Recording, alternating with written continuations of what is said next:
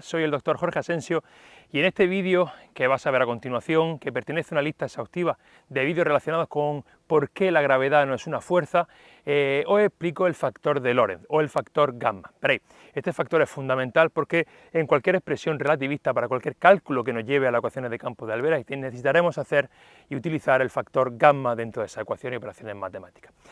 Al principio, cuando se ve este factor, que tiene una expresión de 1 partido la raíz cuadrada de 1 menos velocidad al cuadrado partido velocidad de la luz al cuadrado, siempre nos plantea una serie de dudas, inquietudes al ver un factor tan extraño.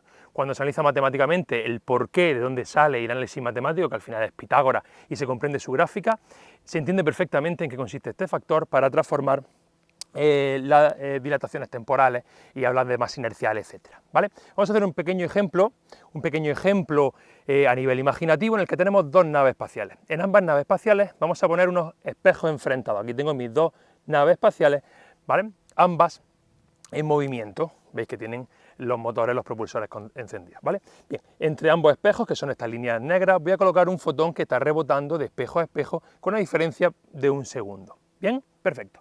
Ahora tenemos dos observadores, esta sería la velocidad con la que se mueve la nave espacial, y tenemos dos observadores. Un observador que está fuera y un observador que está dentro de la nave. Para el observador que está dentro, que sería este segundo caso de abajo, el observador que está aquí abajo verá cómo el fotón se desplaza arriba a abajo.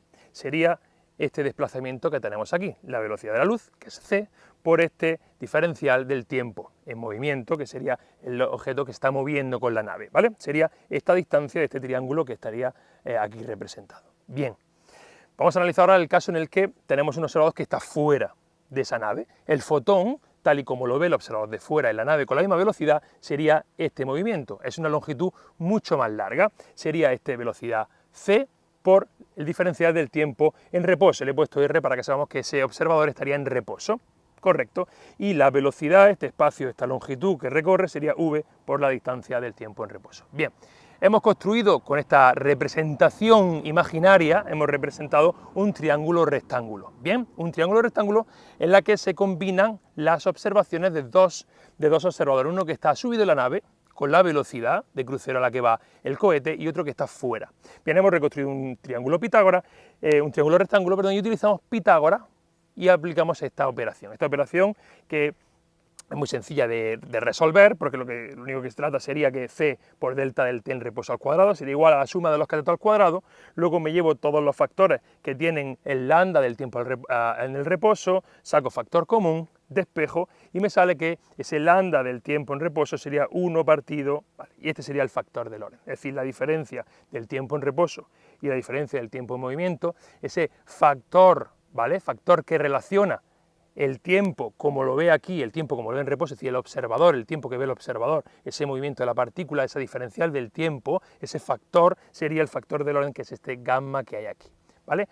Sencillo, matemática, un ejemplo muy sencillo. ¿A qué nos lleva a qué trasfondo nos lleva esta operación matemática, este factor de Lorentz, como bien he dicho? Vale, pues si lo representamos gráficamente, lo tenéis aquí, en el que he puesto el factor gamma, ¿vale? En el eje vertical, y en el eje de la X he puesto la velocidad a la que se mueve la nave. ¿Ok? Bien, aquí llegamos a una pequeña conclusión, que es lo típico que nos explican en secundaria, en la que ningún objeto puede moverse a la velocidad superior a la velocidad de la luz. ¿Por qué llevaría a esto? Bien, pues sencillamente porque si yo en estos cálculos, en este lambda, ¿vale?, hago la velocidad igual a la velocidad de la luz, que sería si os dais cuenta llegaríamos aquí, tenemos una asíntota vertical, ¿vale?, el factor sería infinito, ¿vale?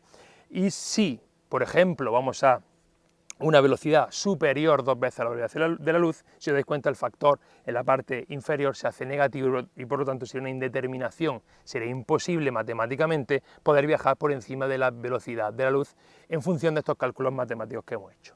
Vale, este es el factor de Lorentz, es sencillo, en apenas 4 minutos te lo he explicado. Cuando lo veáis que aparece en ecuaciones matemáticas relacionadas con la relatividad general, ya comprendéis que el factor de Lorentz lo necesito para hacer una transformación de las expresiones relativistas, para hablar de masas inerciales y para hablar de la dilatación temporal, ¿vale?